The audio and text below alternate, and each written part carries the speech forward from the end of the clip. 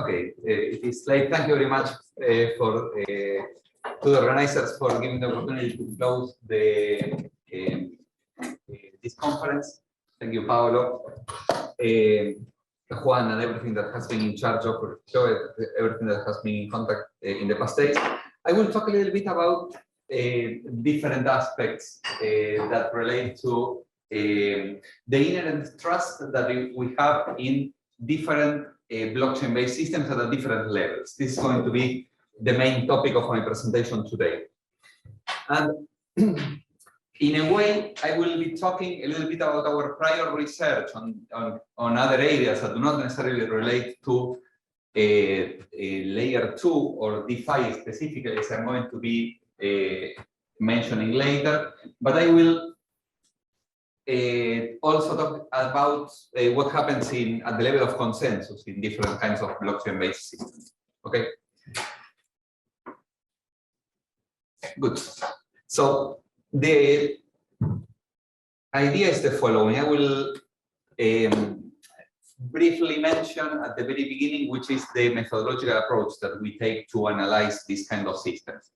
And what happens in many economic systems is that the properties that they have, the global properties that they show at large scales, are properties that emerge naturally. They are not enforced top-down by system designers. Okay, they are not engineering systems like, for example, a car or a plane. They simply naturally arise because of the interactions that occur at the microscopic level. For example, at the level of the agents. And it is exactly in this context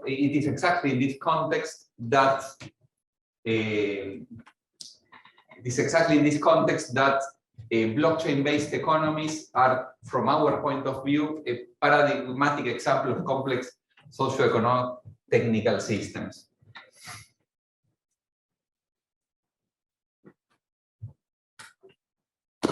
The question that we have to rewind a little bit 14 years actually until blockchains were created, and the question that we always have is why blockchains were created, because I think that this is not something that we should lose from our perspective. And blockchains were created because we are living, for different reasons, in increasingly centralized world. We have these platform economies. Paolo was mentioning his question today, a few minutes ago. But we also have systemic entities at all possible levels in our lives. And exactly because of this, unavoidably, we are having trust on central authorities in many of these contexts. And these entities have authoritative actors. These authoritative actors have a crucial role in the functioning of these systems. And what blockchains wanted to achieve were 4 things concurrently. On the one hand, systems that work in a decentralized manner. And actually, one thing that we always have to remember is that if trust appears in blockchain-based systems, it's exactly in the situation in which they work in a decentralized manner. When these systems become centralized, we have actors that have, once again, are systemic in these systems. Trust is not something necessarily good to have in blockchains. Exactly because of the second reason that I am writing here is that most of the blockchain-based systems are tempted to have anonymity as part of their functioning. Okay, you do not need to provide your identity to work on them. Also, what I like very much of blockchains is this interrelationship that exists between the incentives that are placed at the protocol level and the creation of assets that later people can use as a medium of exchange. And fundamentally is that all these things, all the systems should be robust when you do not have a priori trust on anybody that is participating in the system. Okay, and what happened over the years, and I will give today a few examples of the opposite. What happens is that at completely different levels, we are faced over and over again with situations in which we are blindly trusting people that we do not know. Okay, and this is in a nutshell what we're going to be talking about. If I have to subsume the set of research questions that we answer in my team, in a way, all relate at different levels to the question that I am posing here, which is the difference that exists between narrative and reality in the functioning of different levels of blockchain-based systems. And we perform mainly 4 areas of research in my team. We are very interested in technology. We are very interested in consensus protocols. But we are also interested in resorting on the large scale data sets that are provided by blockchain-based in blockchain-based environments, because we have trusted ledgers in which we have information always stored in a consistent manner, and therefore understanding, looking at the economic processes that are taking place inside of blockchains, but doing so heavily based on the data that is contained in the ledgers. And we have been looking at this, therefore, in cryptoeconomics, how these token economics work, how they develop more inequality or more concentration of power. This is one line of research. And we are now looking at social processes like decision-making processes, decision-making events inside of blockchains. I will briefly talk a little bit, I will briefly talk about something that happens in blockchains, that is this inherent trust that we never reflect on when we are thinking of blockchains. And this is a very simple way of gaming the rules once they have been fixed. And this is in a layer 1 system. We all know what is a blockchain. A blockchain is this time ordered set of verified records that are replicated across a distributed network. This is well known to us all here. But the reason why these blockchains work, the permissionless blockchains, is that the people that verify the data that is appended to the ledger, in general, receives a reward for the process of verification, of validating the information. And therefore, they are able to add transactions in which they get a reward for this. And a situation in which you always want a blockchain to be working is one that looks pretty much like this one. Okay, here I have replaced blocks by polygons, and each polygon is the next block in the blockchain. The color of the polygon is who mined or who created, who validated that block. And in a nutshell, what you want is that the blockchain works pretty much like this one, in which all the validators are different from each other. Because otherwise, if you're in a situation like this one, in which most of the blocks are validated by the red node, you are inherently or implicitly trusting this red node. Okay, this is fundamental for us to remember.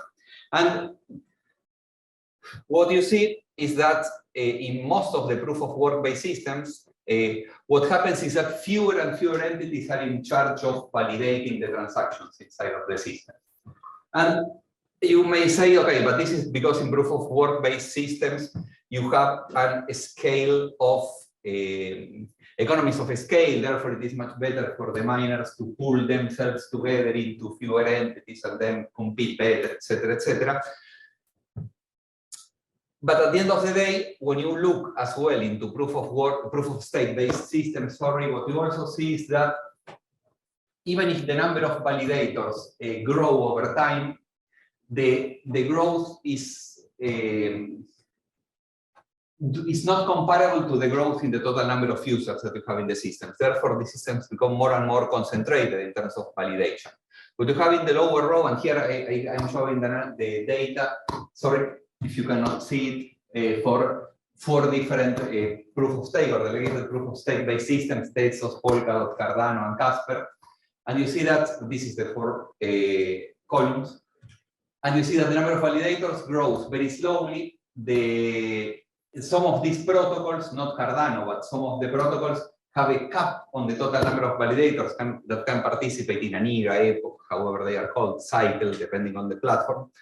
But what you see also on the lower side of this very same slide is that actually the level of inequality in the rewards to all the validators or delegators in these systems is always very, very unequal. Even if protocols like, for example, Polkadot are doing the best to have a completely random distribution of these rewards. Okay, and actually this is why they have a very low Gini coefficient of distribution as compared with the others. And actually, Casper, that is a very small blockchain, was able to reduce the level of inequality that is in the system. But what I want to say with these two very brief slides is the fact that at all the possible levels in layer 1, and this was the origin of my question in a previous presentation, what you always see is that you have, compared with the system size, a very reduced pool of entities that are taking part of this process of validation. Let us go back a little bit to proof of work, because I would like to do a small exercise here. Here we have a peer-to-peer network, and on the right you have a very schematic version of the blockchain. Okay, so what this means here is that all the nodes have this green triangle. This is the last block that they received, but suddenly at this point in time, the blue node receives a block, mines a block. This is a proof of work based system. He mines a block, he appends it to his blockchain. And the question that I have to ask you is, what happens now? What should the blue node do? It's a question. I know the answer, people.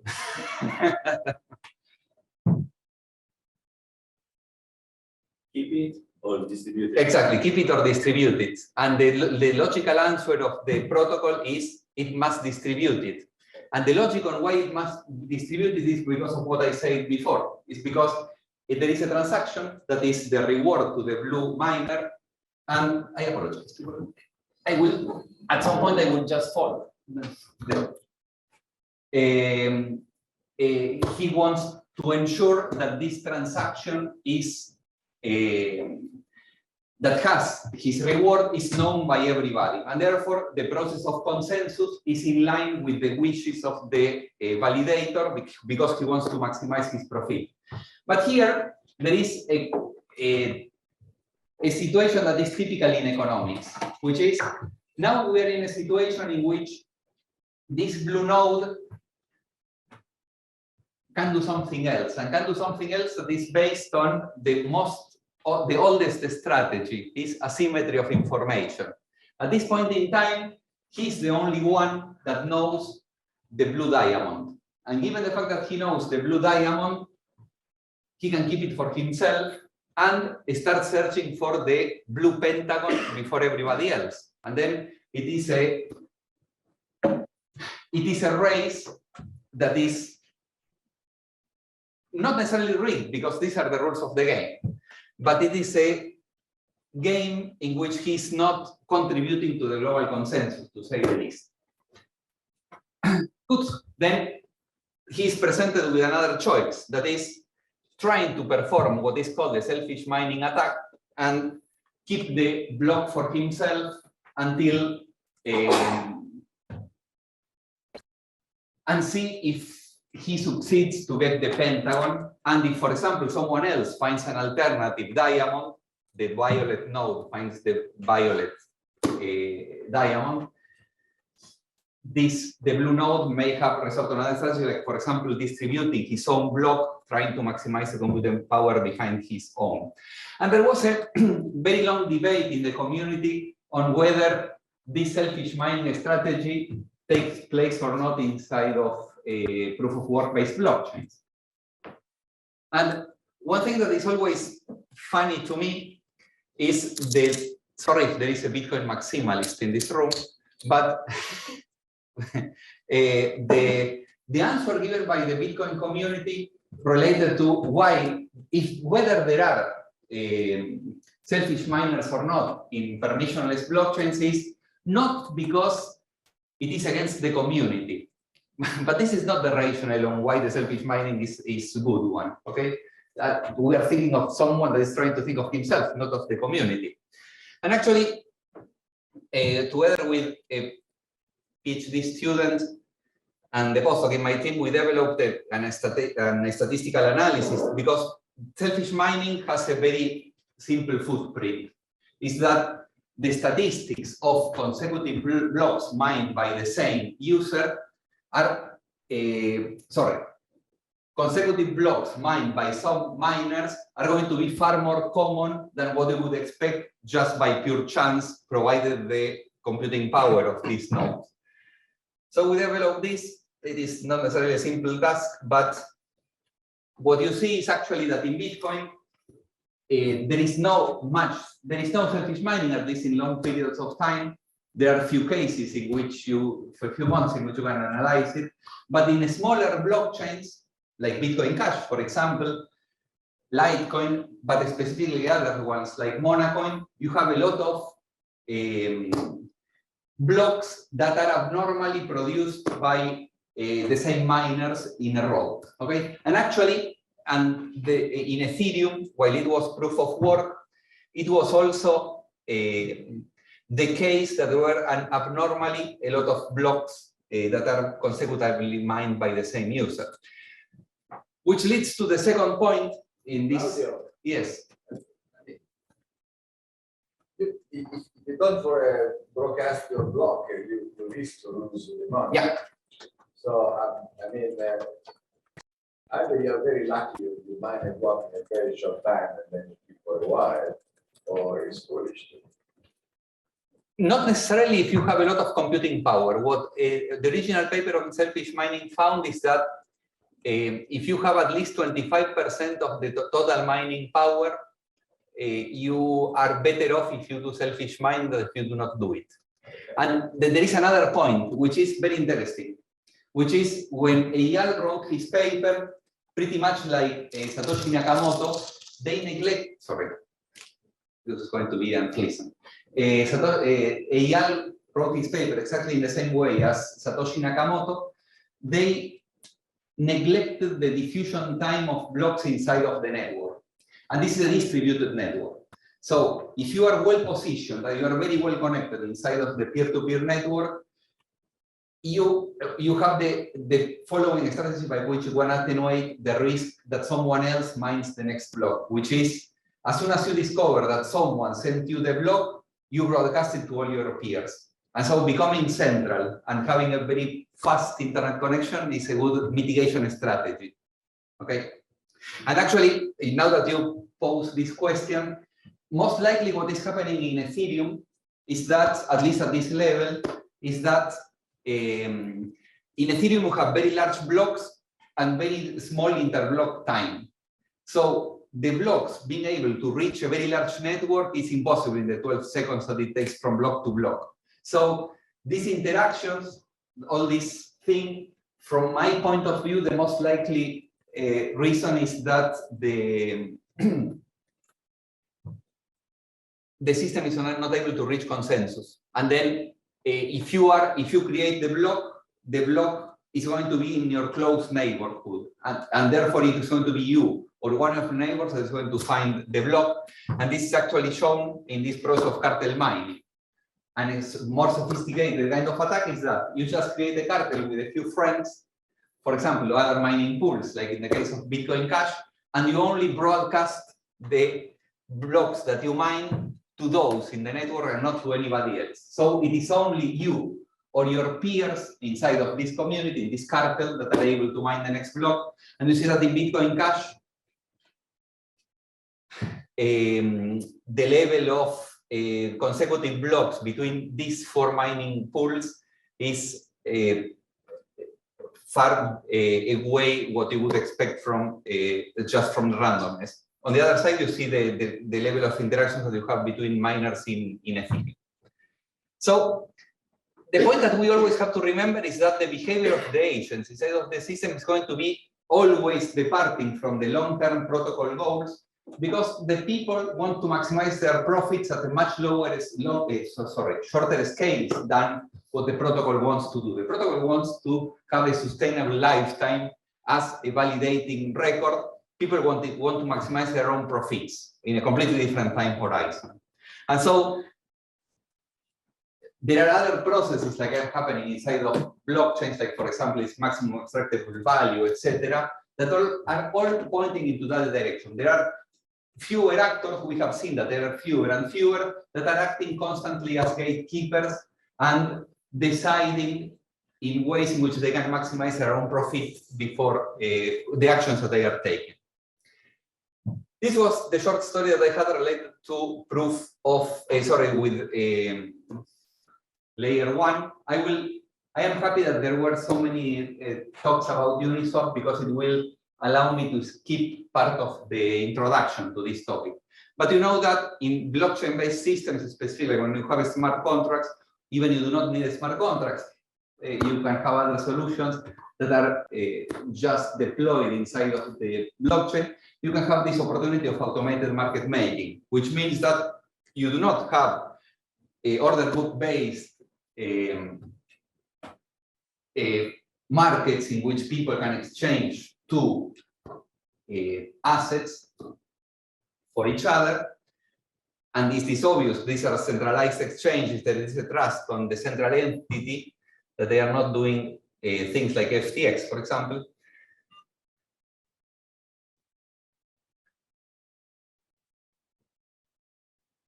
However, in newer versions of newer blockchains, not necessarily new, but starting from Ethereum and so on, you can replace the liquidity that is provided by the withstanding orders that are placed inside of the order books by just people that put the liquidity inside of a so-called liquidity pool that serve as reserves for the exchange between assets. And then prices are not set by market conditions, but then they are automatically determined by the conditions, by the state of the reserves. And we have seen today, you already know most likely, that this heavily depends on the relative amount of reserve of each one of the pairs that you have inside of the systems.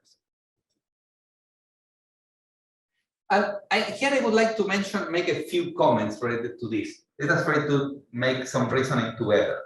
On the one hand, what we have to remember is that the creation of trading pairs in something like Uniswap is something that is not centrally controlled. Okay, this is something we will all agree with. This is called DeFi. Okay, so Uniswap as a whole is something centralized. We must trust the code of Uniswap, even if it has very few lines of code as we heard today. But you have Uniswap, it is a smart contract.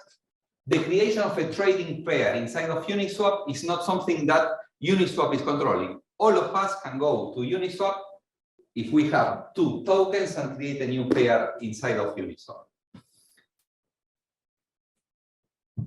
This is, I would not call it an axiom, it's just, but this is a self-evident truth statement. The second one is that if we are thinking of people that is putting liquidity pool, putting liquidities in the liquidity pools, and also the total values that they put inside of the liquidity pools are completely independent from each other. If I am the creator of the liquidity pool between wrap ETH and DAI, and someone else has created a liquidity pool between wrap BNB and wrap ETH, what I will contribute to the liquidity and what he or she will contribute to the liquidity is completely independent from each other a priori. Perhaps there are some confounding factors, but they are all independent behaviors of the agents. And the question that we will try to answer in these last minutes of the presentation is whether there are general laws that emerge out of these non-coordinated actions. Specifically, I will not go through the details of how Uniswap works. It was explained several times today. What I will explain today is a specific kind of attack. Once again, the question now is, I will say when we enter into a blockchain, whom are we trusting when we are using that blockchain? And the question that I will ask now is, when we are trading a liquidity pair, who are we trusting? Are we trusting only the algorithm of Uniswap or not? And then there is this quite famous kind of attack that you can execute in Uniswap that is rug pull.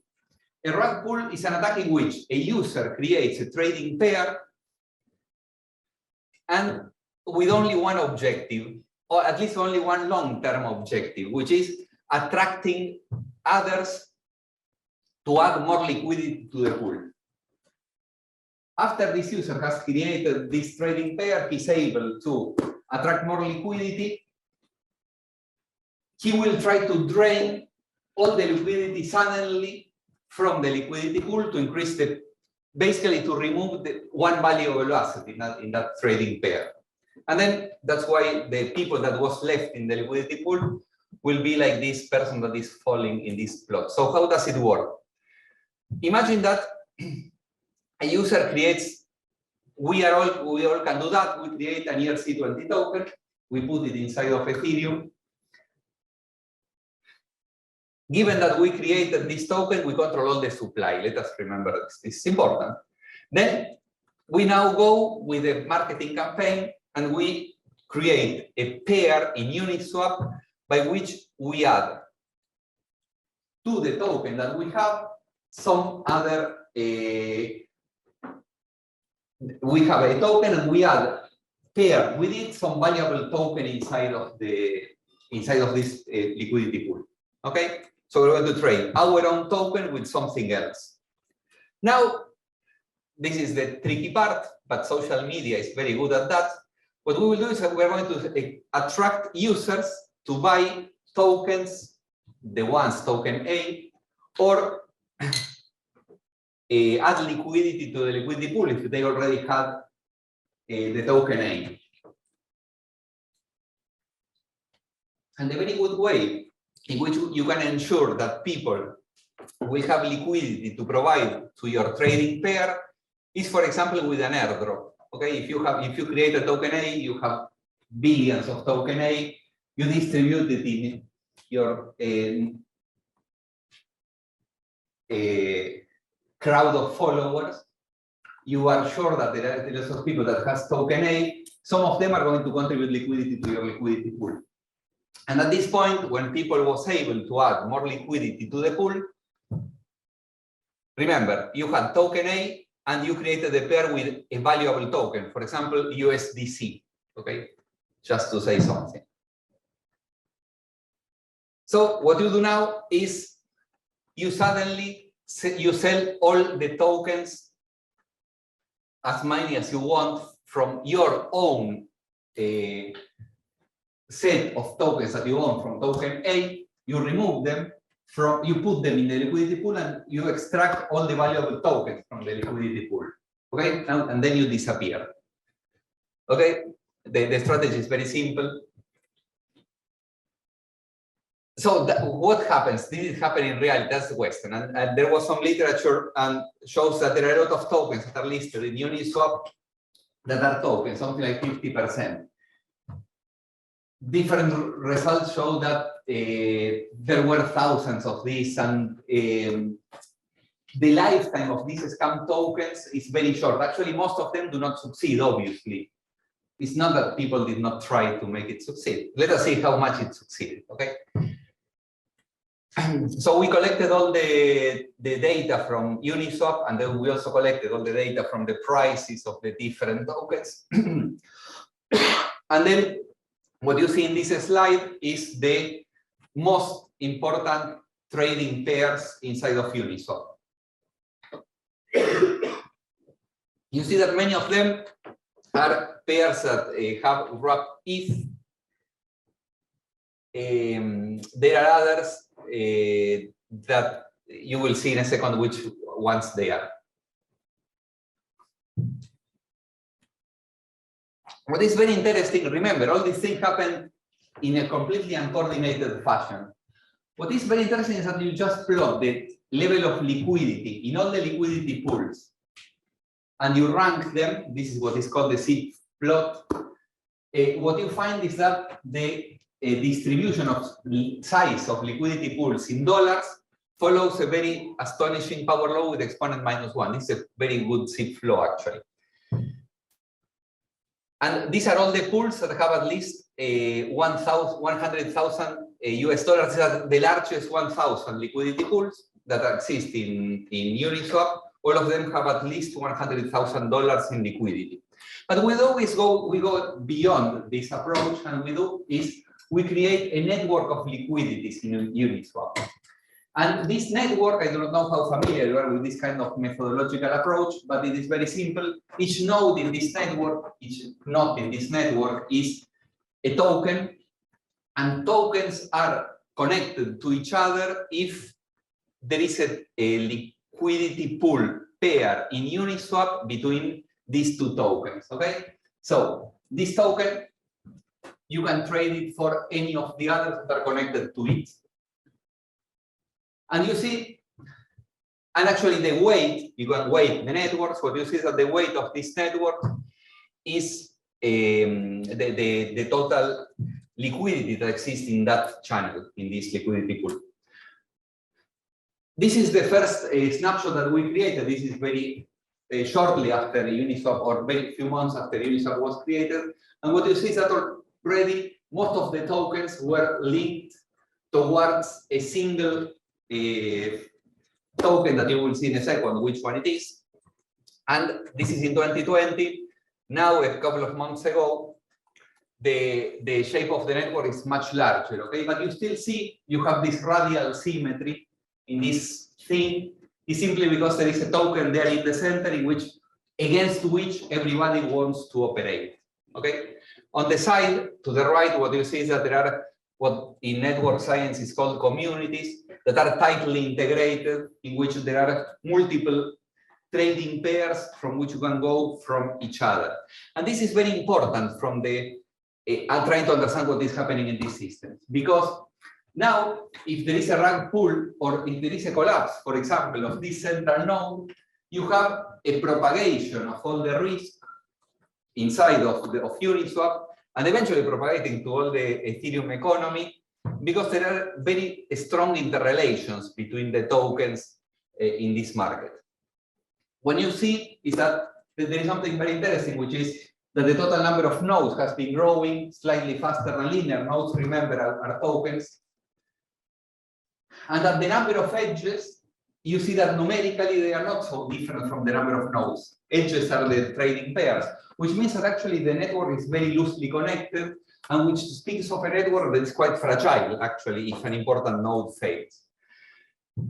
Network science provides with a set of methodologies that allows you to identify important actors and so on. And what you see is that, as it is obvious intuitively from what we have been seeing, is that these networks are heavily centralized, because you have very few actors that are USDC, WE, etc., that are very strong hubs inside of this system. We can compute obviously the total liquidity that you have encapsulated inside of the Uniswap economy, and you see that obviously this is in US dollars.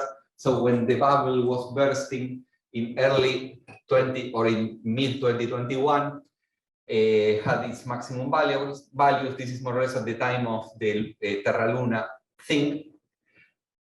And what you also find is that actually the communities completely disappear from the system. And the communities disappear from the system because you only have people connecting to the hubs and nothing else. Okay. You can look at the total value locked inside of the systems, and what you identify is that actually WETH is the one that has the most value locked, most value inside of these trading pairs inside of Uniswap. But you also have DAI there, you have USDC, Link, and etc. This is I am looking into this first part in 2020. This is the first snapshot. Okay, you have WE. You still have WE here. Now you have USDC as the second one that has the most value locked here. USDT third, DAI fifth. What is interesting is that within the first 20, the last, the 20th token, I am finishing. The 20th token that has most value locked is the Elon token. Do you know it? It's Doji Elon, something like this. It's Doji Mars Elon. It has this thing here, and it has basically $10 million locked there. You can look at things like, for example, the degree distribution. What you say is that the degree distribution of these tokens It's a very heavy tail distribution. It has a lot of it has a very skewed distribution, and you can, if you do a statistical analysis, what you see is that it has a power law degree distribution, which means that actually the properties of this network are quite stable in spite of the fact that it has been growing constantly very fast. You also see that actually, and once again, this plot that I am showing here is out of a statistical model. So what I am showing here is that actually all the Uniswap system is self-organizing into a state in which the properties are quite stationary. The liquidity distributions also follow this kind of power law distributions that are also quite stable, actually. What I think that I can skip this part, and I have shown some properties of Uniswap. So but we were going to talk about rug pools, and with this I am almost finishing. So we know that each rug pool event is an independent one. Okay, if someone creates a token, creates a pair, and suddenly wants to take all the liquidity out of the valuable token, everything looks independent. Are there general laws that explain also these rug pool operations? I'm finishing in 3 minutes. You have less than 3 minutes. 2 then. Okay. We were able to detect the rug pool events with the method that we developed that is explained here. But the important thing is that, once again, I think that the most interesting plot is this one. This is the distribution of all the rug pool events that we were able to identify. And remember that I told you that the degree distribution and also the distribution of liquidities inside of the network follow a so-called power law, that when you plot it in log scales, shows like a straight line. Once again, the rug pool events that you have in the system also follow this skewed distribution, this Pareto distribution, which shows that there are rug pool events at all possible sizes. You have rug pool events that are very, very small, you have rug pool events that basically pull $100 million from the hands of other people. And when you look at two things that are interesting, which were the tokens that had the most of the value stolen by this means, what you see is that DAI is the first one. The second one is, depending on how you measure it, if in Ether or in US dollars, it is USDC and USDT, counting with $130 million each. Both of them are above 100 million, okay, in dollars. And what we can see in this very simple example is that there are very strong interrelations inside of these economies, okay? And even if we look at this small scale, as in this Uniswap, we see that actually this economy is heavily interconnected.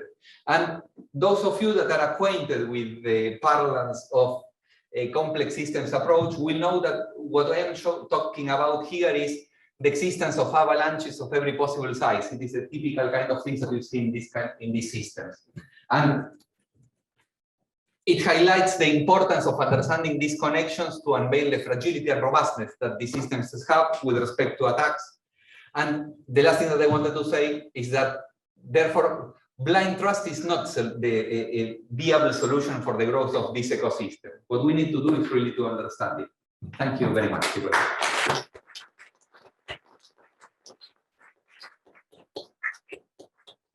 you very much, Claudio, and a really great conclusion. It reminds me of Niccolo Machiavelli. Think of people not as they should be, but as they are.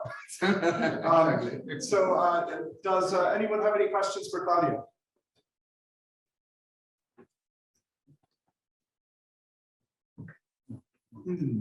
Yes, Andrea. Very general one about the 4 properties that you presented at the beginning. I have always had the impression that anonymity is a necessary condition for decentralization, in the sense that how can you have a decentralization if you have a system of identification and gatekeeper, and then you have to prevent civil attack, and then if you want to identify exactly.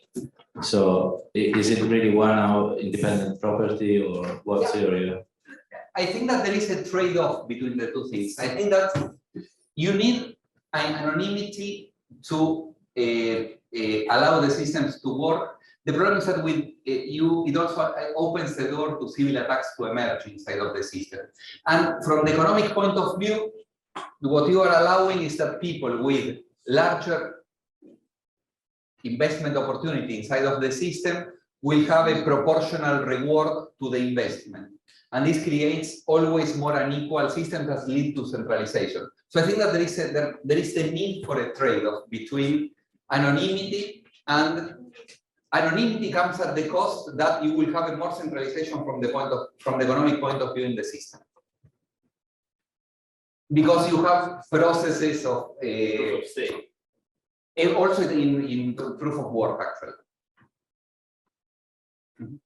Well, potentially proof of anything, right? Sorry, potentially proof of anything, right? Any kind of civil resistance mechanism. Well, not necessarily. That's okay. If you have anonymity, yes, because you cannot prove who is the identity of the people, and then you can have a reward that is proportional to what you have, because you cannot implement sublinear rewards. Yeah. Yeah. Any other questions? I guess. Oh, sorry. I think you're. Sorry. Thank you so much. I think it's very a general question. So we say we don't need trust in decentralized network. Finally, we see there are so many scams here, and we really need to trust the creator at least for some token. Yeah. So I'm really a little bit confusing. So how to define trust? It's a good question. You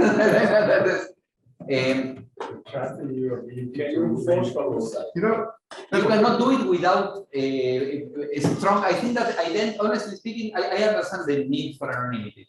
You need some sort of, not necessarily, you need something as a reputation in the system. I would not like to say identity, but you need something that is built up over time, that this is what gives you trust on this identity. Having a too lax notion of who is behind something is what allows all these things to happen continuously.